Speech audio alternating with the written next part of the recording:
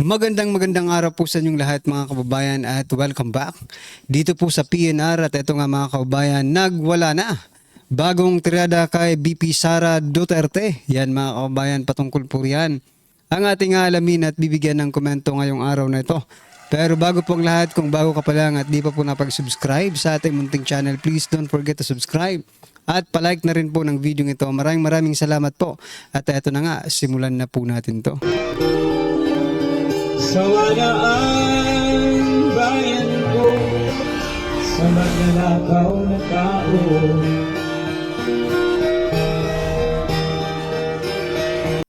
So yan mga kababayan, bago po natin muling i-play ang video ito, pasadahan po muna natin ang mga nagtitrending na mga balita dito po sa mundo ng social media. At unahin na nga po natin ito, no?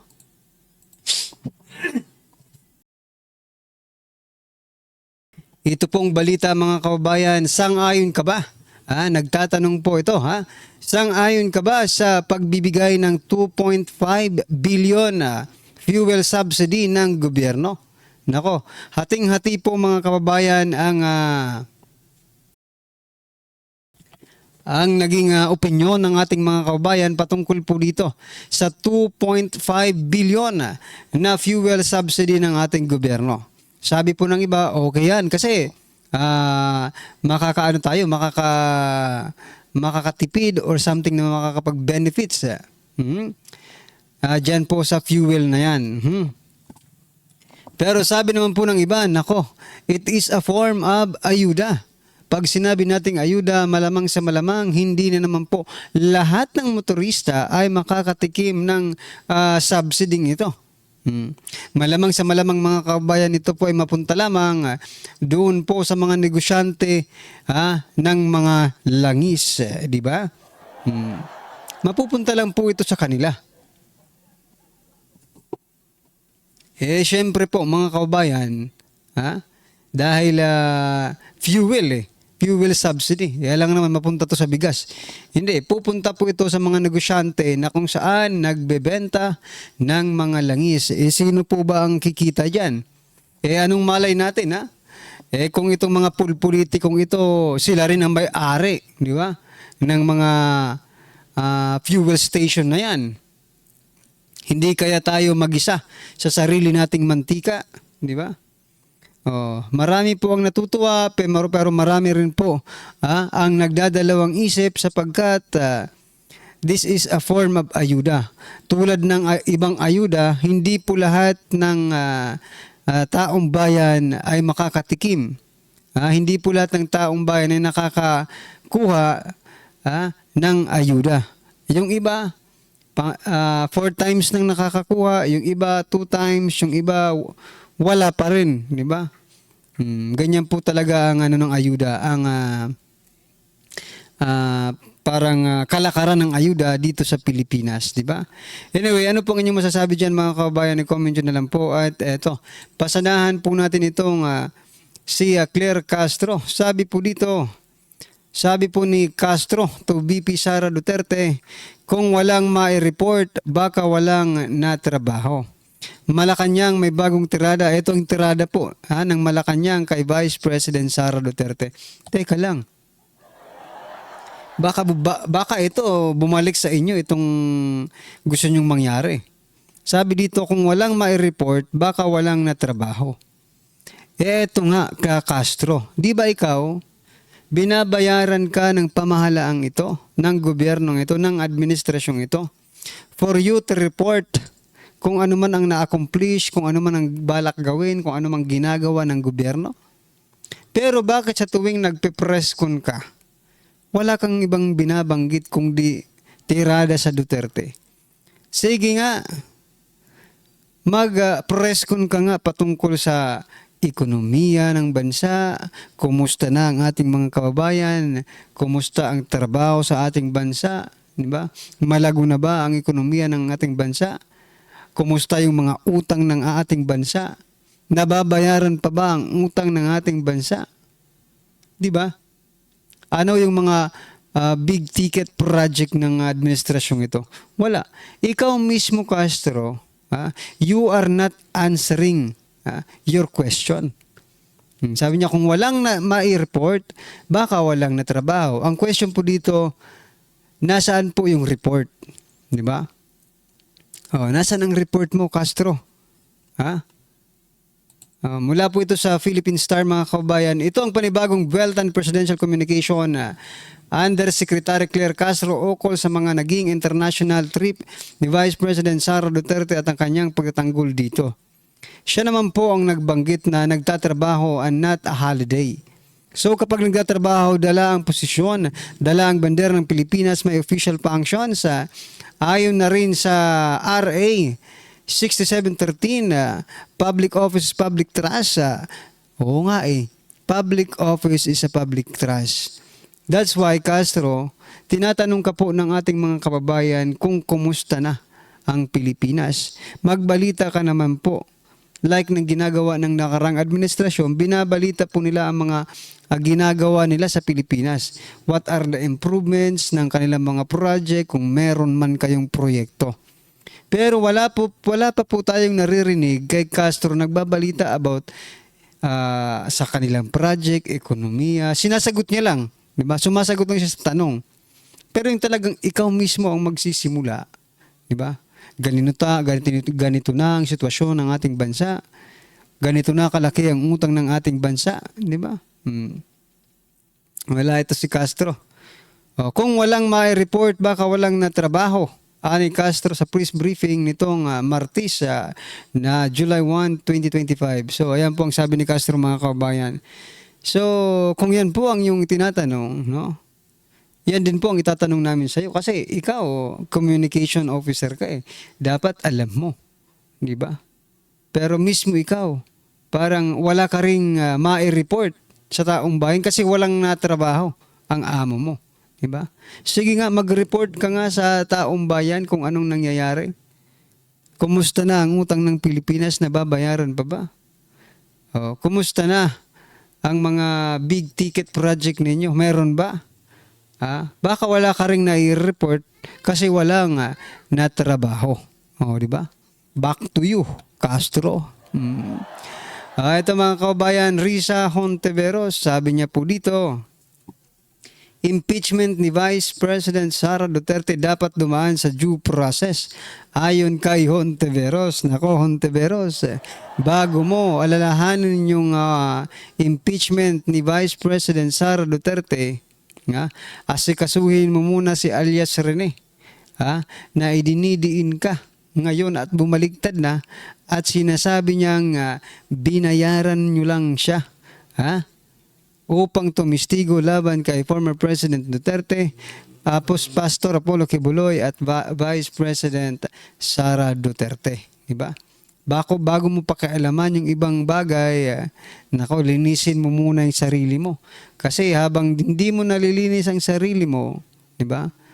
Habang nagsasalita ka dyan, diring-diri ang taong bayan sa mga sasabihin mo. Diba? Ano po ang inyong masasabi dyan, mga karibin natin? I-comment nyo na lang. At eto pa, isa pang aso tumahol, mga kababayan, House Prosecutor, itong si Chua.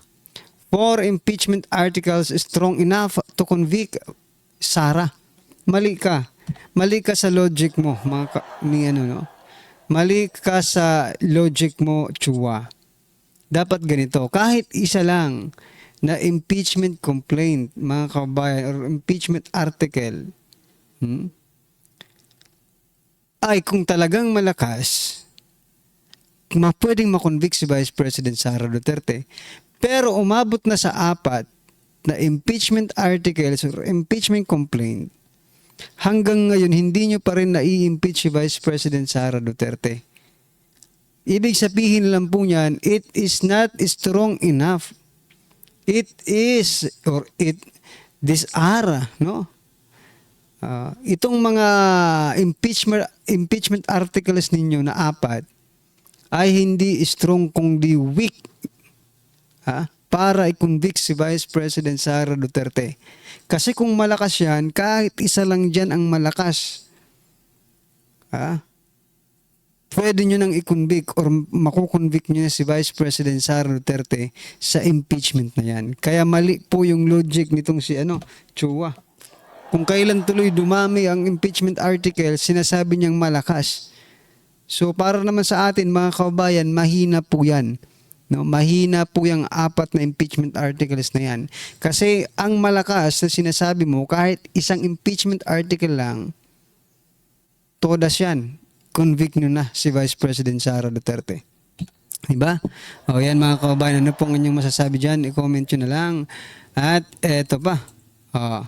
Malacanang ulit mga kababayan ha. Ito po ang sabi dito mga karibi natin. Nagpatupad ang Presidential Communication Office ng bagong dress code para sa mga reporter ng Malacanang. Nako. Ito palang problema ng ating bansa ha. Yung dress code ng mga press officer. Gayahin nyo kasi si PCO Claire Castro. Ganyan dapat ang dress code ninyo. Ha? Naku, anong mangyayari dito?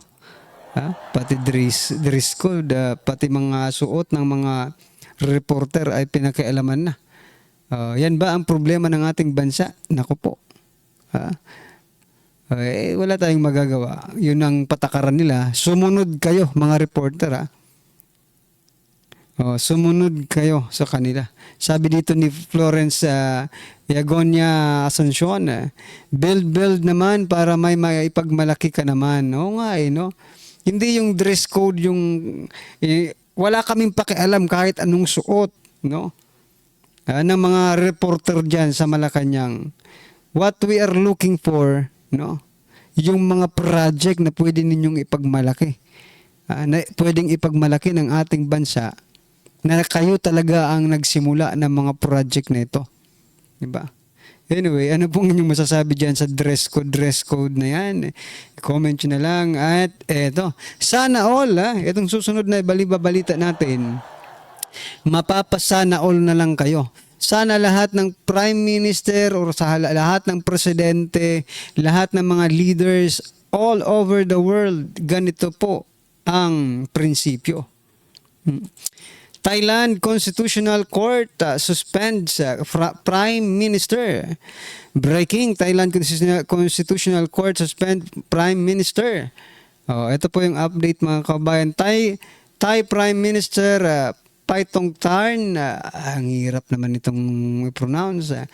Paitongtarn Shinawatra says she accepts a constitutional court decision to suspend her from office as she is proved over ministerial ethics. Sana all mga kaubayan, pag nagkamali ay pwede palang isuspinde ng constitutional court. Ano ba? Para sa atin, ano nga ito? Supreme Court, ano? Okay. Diba? Sana all. At saka na ina-admit niya, diba? Na meron siyang pagkakamali. Pero dito sa Pilipinas, mga kababayan, kitang-kita mo na. Kitang-kita na ng mga korte. Pinapaboran pa. Anong klaseng ito? Isa lang po ang masasabi ko dito sa Thailand Constitutional Court na ito. Hindi po sila bayaran, no? They stand with their constitution. Diba? Wala nang pera-pera sa kanila. At palakpakan po natin. Sana all sa Pilipinas din, di ba mga kaubayan? Ano pong inyong masasabi dyan? I-comment nyo na lang. Ito, last po natin pag-uusapan bago po natin i-play yung video. Nako, hindi pa pala tapos ang laban ni ng kalaban ni Abante, di ba? Yung nanalong kalaban ni Abante si Chua Oy, no? Joey Uy pala mga kabayan, okay? Sabi niya po dito ngayong araw na inakyat na namin ang aming kaso sa Korte Suprema at kami ay umaasa na mabibigyan ng hustisya ang tinig ng mamamayan. Tama, kasi siya ang nananalo eh. Siya ang binoto ng taong bayan.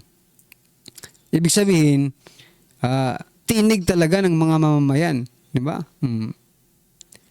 At sa huli ay maresolba ang lahat ng isyong may kinalaman sa aking pagiging natural born citizen ng ating mahal na bansa. Mhm. So yan mga kababayan, sana manalo kayo, ha? At kampihan kayo ng Korte Suprema para naman itong si matuwang-tuwa na po no.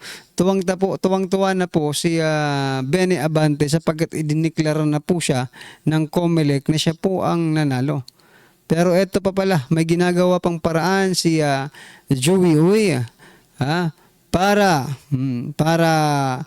matalo, ha? Itong si Benny Abante. Ayan mga kabayan, tingnan na lang po natin, baka nasa huli ang karma, Benny Abante, di ba? Ito mga kabayan, pakinggan po natin to at bigyan natin ng reaksyon. Ito na po. Bigyan natin ngayon ng opinion reaction itong article sa Inquirer.net, published June 30 by Myla Agar. Okay, title: Swear in new senator judges, it's already allowed. Yun po ang title. The new members of the Senate should now take their oaths as senator judges in the impeachment trial of Vice President Sara Duterte. Opposition Senator Risa Hontiveros said on Monday. Pwede na daw. Kahit sa July 28 pa ang formal opening ng 28 Congress, ngayon pwede na daw. Yun ang sabi ni Senator Hontiveros. Sobrang galing eh. So, in a way, tinuturuan niya ang Senate President kung ano ang dapat gawin. Sabi niya, at 12:01 p.m., 12 senators will start their fresh 6-year term in the Senate, including 5 re-elected senators, Go, Bato, Aimee, Lapid, and Pia Cayetano. 7 others are returning: Pangilinan, Soto, Lacson, Bam Aquino, and former House members Camille Villar, Erwin Tulfo, and Rodante Marcoleta. Yan po yung bagong 12. 5 re-elected and 7 returning. So yun, pwede nang mag-take oath as members of the impeachment court. Sabi ni Hontiveros, I'm making this call, nananawagan. Hindi siya makapaghintay. Masyadong apurado. Hindi siya makapaghintay sa galaw ng presiding officer. I'm making this call now since we're discussing it. Just a reminder. Abogada ba ito? Hindi naman. So, mas magaling ba, ano bang expertise ni Senator Risa? Maestra, hindi ko alam eh. Ang expertise daw ni Senator Risa, mga kaubayan, alam na po natin yan. Number 1, corruption. Di ba? Pagpaplanting ng mga witness, di ba? Alam na natin yan. Pagbabayad, pagbabribe ng mga witness. Yun po ang nasa balita, mga karibin natin. It is not coming from our very own idea, but it is coming from the news, mga karibin natin. Okay? So, yan po. Kayo, mga kaubayan, saan po ba talaga magaling itong si Senator Risa Hontiveros? Right?